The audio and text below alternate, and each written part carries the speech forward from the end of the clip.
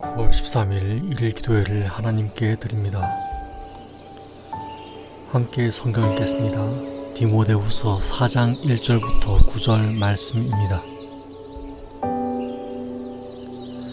하나님 앞과 살아있는 자와 죽은 자를 심판하실 그리스도 예수 앞에서 그가 나타나실 것과 그의 나라를 두고 엄히 명하노니 너는 말씀을 전파하라. 때를 얻든지 못 얻든지 항상 힘쓰라.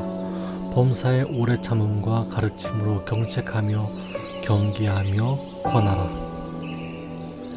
때가 이르리니 사람이 바른 교훈을 받지 아니하며 귀가 가려워서 자기의 사욕을 따를 스승을 많이 두고 또 그 귀를 진리에서 돌이켜 허탄한 이야기를 따르리라.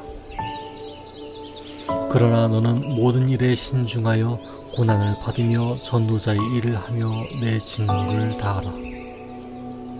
선제와 같이 내가 벌써 부어지고 나의 떠날 시각이 가까워도다. 나는 선한 싸움을 싸우고 나의 달려갈 길을 마치고 믿음을 지켰으니 이제 후로는 나를 위하여 의의 면류관이 예비되었으므로 주 곧 의로우신 재판장이 그날에 내게 주실 것이며 내게만 아니라 주의 나타나심을 사모하는 모든 자에게도니라. 너는 어서 속히 내게로 오라. 아멘. 오늘 우리의 예배와 기도를 받으시는 하나님을 뵙습니다. 말씀을 나눌 때 하나님의 임재가 우리 가운데 있기를 바랍니다. 오늘은 좋은 소식은 전해야 좋은 것이라는 제목으로 말씀을 전하겠습니다. 사도 바울은 디모데에게 중대한 임무를 맡겼습니다. 그것은 바로 때를 얻든지 못 얻든지 항상 말씀을 전파하는 것이었습니다. 그런데 때를 얻든지 못 얻든지 라는 말은 무슨 말일까요? 당시 그리스나 로마 문화에 젖어 있는 사람들은 논쟁하기를 좋아하고 종을 함부로 대했으며 과소비하며 자기 권위를 세우는 데 사력을 다했습니다. 하지만 예수님을 바로 따르는 초대교회 기독교인들은 그 당시의 그리스나 로마 문화에 젖어 있는 사람들과 같지 않았습니다. 자신을 드러내지 않았고 무례하지 않았으며 종이라고 할지라도 한 형제처럼 여겼습니다. 뿐만 아니라 재산이나 만찬에 대한 과도한 탐닉을 절제했습니다. 기독교인의 이런 모습은 그 당시 시대의 사람들에게는 놀라울 만하고 어리석은 일이었습니다. 그러나 동시에 매우 귀감이 되는 일이었죠. 기독교인이 된다고 하는 것은 진정 삶에서 드러나는 일이었으니까요. 기독교인들은 예수님의 사랑을 전하는 것 외에 예수님의 가르침대로 살아가는 것 자체가 복음을 전하는 것이었습니다. 하지만 박해의 순간에는 자신의 그러한 변화된 모습들을 버리는 사례가 많아졌습니다. 이때가 바로 바울이 경기하는 때였습니다. 3절과 4절 말씀을 함께 읽어보겠습니다. 시작. 때가 이르리니 사람이 바른 교훈을 받지 아니하며 귀가 가려워서 자기의 사욕을 따를 스승을 많이 두고 또 그 귀를 진리에서 돌이켜 허탄한 이야기를 따르리라. 아멘. 로마 황제를 숭배하라는 억압이 사방에서 옥죄어 왔습니다. 예수님의 뜻에 따르는 사람들에게 고문과 사형이 빈번하게 일어났습니다. 사랑을 베풀던 사람들이 타인을 괴롭게 하는 사람이 되기도 하고 예수님을 부인하기도 하며 자신에게 더 큰 물질적 유익을 주는 집단에 인정받으려고 사람의 목숨을 가벼이 여기는 사람도 생겨났습니다. 이렇게 되니 예수님의 사랑을 전하는 것도 예수님의 가르친 대로 살아가는 것도 되지 않았습니다. 예수님을 믿는 사람들은 좋은 소식을 전하는 것이 매우 어려워졌습니다. 여러분, 우리 속담에는 고기는 씹어야 맛이고 말은 해야 맛이다 라는 말이 있습니다. 예수님이 자기 시인의 마음속 안에서 뜨겁게 역사하고 계시는데, 자신의 삶의 그 증거가 확실한데 입 닫고 있으면 무슨 소용이 있을까요? 사랑하는 두 남녀가 서로 호감이 있다는 말도 안 하고 표현도 안 하고 심지어 친구에게까지 자기의 마음을 이야기하지 않는다면 이 두 남녀는 이어질 수 있겠습니까? 이처럼 좋은 소식이 있다 하더라도 전하지 않는다면 귀한 달란트를 땅에 묻어둔 것과 같지 않을까요? 그러나 마음에 가득한 좋은 소식이 있어도 용기가 있는 사람이 있고 없는 사람이 있죠. 강하게 밀고 나가는 사람이 있고 마음이 연약한 사람이 있어요. 사도 바울은 자신의 성향이 강함을 알았지만 타인의 입장에서 생각하는 사람이었습니다. 경책과 경계와 권고의 가르침의 사명을 맡은 디모데에게 용기를 가지도록 권면했죠. 2절과 5절을 함께 읽어보겠습니다. 시작. 너는 말씀을 전파하라. 때를 얻든지 못 얻든지 항상 힘쓰라. 범사의 오래 참음과 가르침으로 경책하며 경계하며 권하라. 그러나 너는 모든 일에 신중하여 고난을 받으며 전도자의 일을 하며 내 직무를 다하라. 아멘. 사도 바울은 디모데가 로마의 억압이 있더라도 예수님이 드러나는 삶을 살기를 바랬습니다. 가장 어려운 때일수록 예수 믿는 사람의 모습을 버리지 말 것을 권고했어요.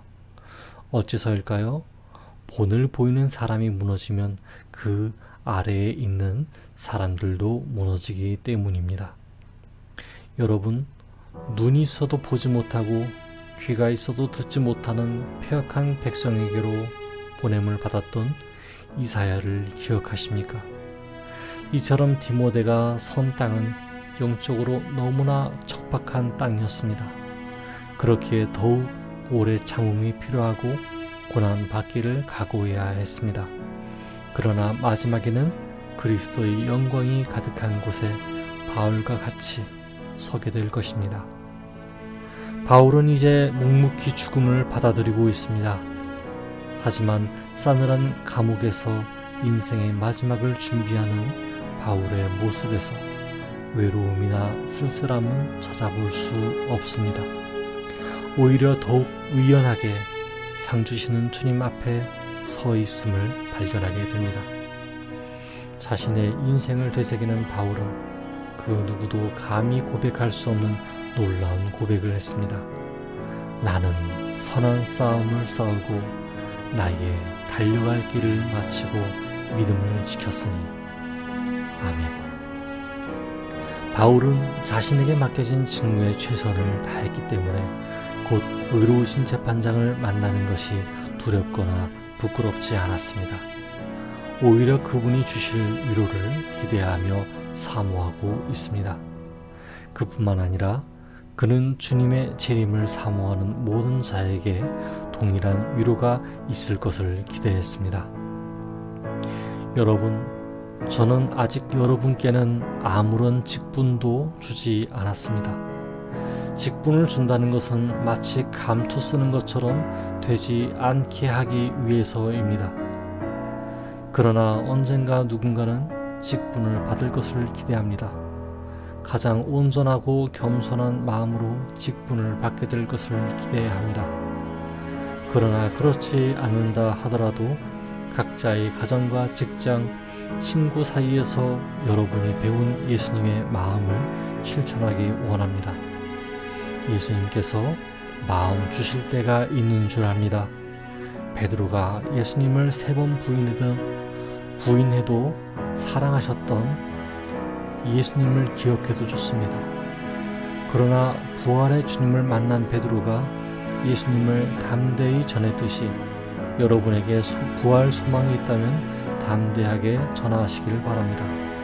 그때가 바로 기적이 일어나는 때이며 하나님이 강하게 역사하시는 때이며 여러분의 주변 환경의 고질적인 부분이 고쳐지기 시작하는 때이기 때문입니다.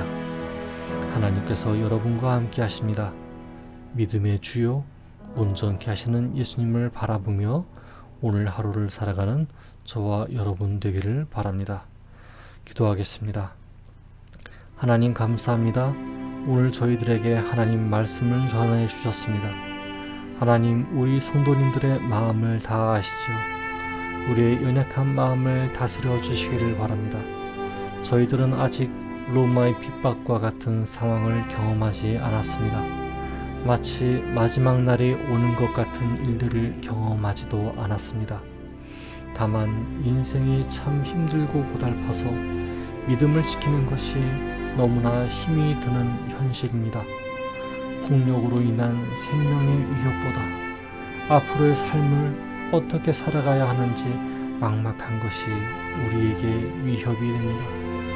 그러나 그 어느 때나 살아계신 하나님을 체험하기 원합니다. 가장 절망적일 때에도 그리스도인의 모습을 버리지 않기를 원합니다.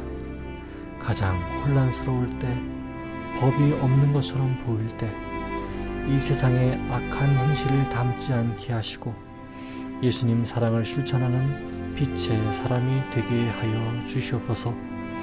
그래서 저희 주변에 있는 사람들이 예수님의 존귀하심을 인정할 수밖에 없는 상황을 만들어 주시옵소서. 예수 그리스도 이름으로 기도드렸습니다. 아멘. 이제 각자의 기도 시간을 가지며 기도합니다. 첫째, 범죄를 권하는 사회가 되더라도 믿음을 잃지 않게 해달라고 기도합시다. 둘째, 연약한 사람에게 윽박지르고 강요하는 권면이 아니라 용기를 북돋아주고 응원하는 권면을 하는 사람이 되도록 기도합시다. 함께 기도하겠습니다.